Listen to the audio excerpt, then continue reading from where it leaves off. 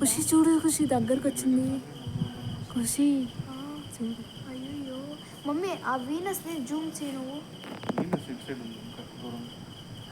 అది ఒకే చోటు ఉండదు, తిరుగుతూ ఉంటుంది. చూడుతో మళ్ళీ వచ్చింది చూడు తిరుగుతా.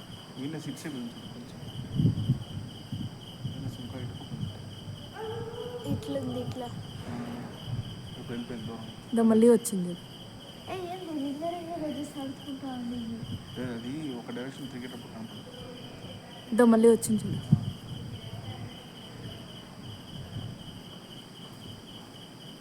ఎంత క్లారిటీ కనిపిస్తుందో.